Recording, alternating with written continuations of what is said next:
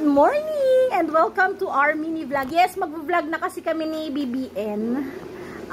And kaya ko siya isinasama dito kasi may nagtatanong sa akin, mga sis, kung ano daw yung daily routine ko. And since si BBN naman, talagang halos lagi na yan, kulang na lang dito yan tumira. Kilala na talaga ako yan. Para naman, di ba, may witness tayo sa mga pinagagagawa ko sa buhay. Nasasabihin ko sa inyo. So, daily routine. Ano nga bang daily routine ko? Like 4 AM, pag may pasok, ayun, aga ko talagang gumigising, mga sis. Tapos nun, exercise, ganyan. Tapos magluluto, ganon. Tapos nun, uuwi ng bahay. Siguro makakauwi na ako ng oras, mga 5, ganyan. Tapos, pag uwi ko, magluluto ulit. Tapos, syempre, medyo makalat. Pag makalat, di syempre, linis-linis na naman. Diyos ko, walang kapagurang linis, ganyan. Tapos, gabi, maaga talaga ako natutulog, mga 8:30 yata, ganyan. Nagigising lang talaga ako pag tumatawag siya. Yung ganyan. Tapos, pagdating ng Saturday, medyo late na ako nagigising niya, mga 5 AM na, ganyan. Tawag doon, so nga ba tayo napunta? Kasi dinadaanan niya ako eh. Actually, lagi ko siyang niyayaya talaga. Sabi ko, bypass, ganyan. Kasi nag-exercise kami doon. Tapos yun, pagka uwi ng bahay, maglilinis ulit. Ano na yun? General cleaning na, ganyan. Yung general cleaning. Tapos, favorite ko talaga maglabay. Favorite ko talaga maglaba, mga sis. Talagang, sabi nga niya, ba't di ka nalang magpa-laundry, ganyan. Tawag dito, sayang kasi nanghihinayang ako, ganyan. Ay, kaya ko naman labhan, di kusot pa yun, ha. Kaya, tapos nun, ano pa bang ginagawa ko, BBN? Yoga, nagyo-yoga talaga ako. Tapos, hindi na kami nakain ng mga chichirya. Ayaw namin ng chichirya talaga.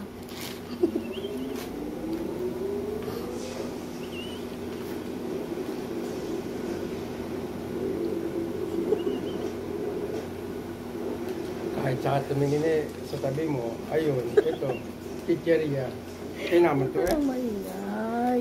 Nakalantoka naman eh. Oo, yun. Ikakat ko tuloy, nakakainis ka. Ano pa ba ginagawa ko? Nagpapatuka ako ng manok. Kasi may manok siya. Tamad niya magpatuka. Grabe. Nalagay ng inumin. Lagay ako ng inumin ng manok. Ganyan. Lilinisin yung palibot ng ako lahat ang gumagawa. Ako lahat ang gumagawa ng talaga eh. Diba? Kasi nadumi siya gawa ng palaka. Bakit may kasamang palaka? Diba, yung palaka, sineseparate mo doon sa pwede nila puntahan kaysa pumunta sila sa manok. Inihiwalay mo. Tinataboy mo siya ng kahoy para magpunta sila doon. Tapos yun, ano pa bang ginagawa ko? Ayun, nililinis ko kasi yung manukan palagi. Hobby ko na atang gawing linisin yung manukan. Tsaka, katulad ngayon, maglalaba ako. Eto si BBN, sabi niya, maglalaba ka pa, alis tayo. Kasi niyayaya niya akong lumabas ngayon eh. Sabi ko nga, hindi pwede kasi maglalaba ako. Ganyan. Kasi sobrang dami ng labahin. Diba? Sobrang dami ng labahin.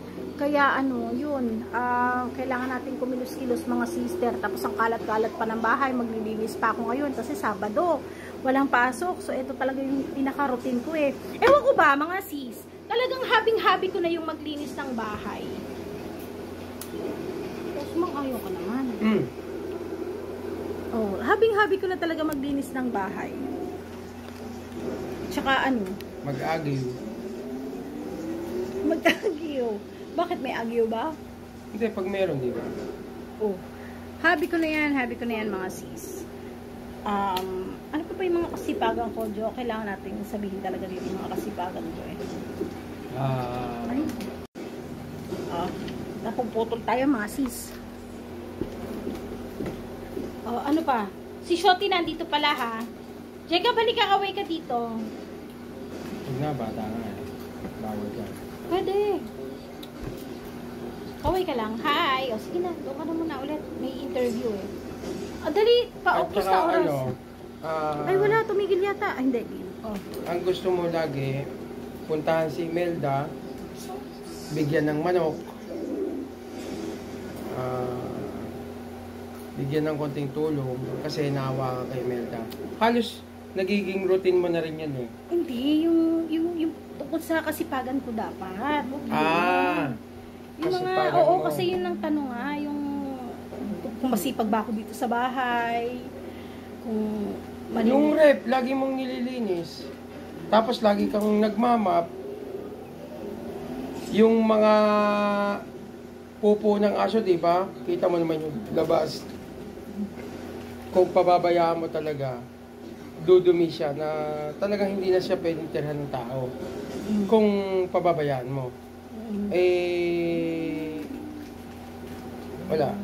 Medyo may kasipagan ka, kaya lahat yun na may maintain sa kanyang itsura, sa kanyang kalinsan.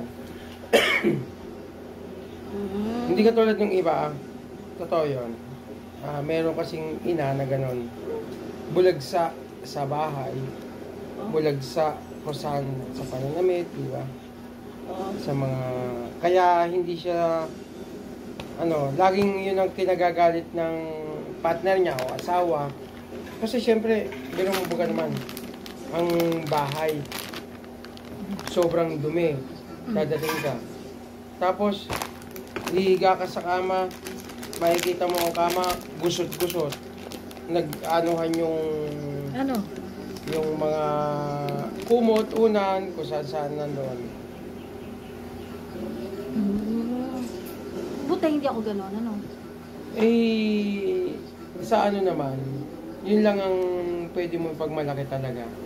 Yung, hindi ko naman sinasabing ikaw yung pinakamasipag na ina o babae dito sa tahanan mo.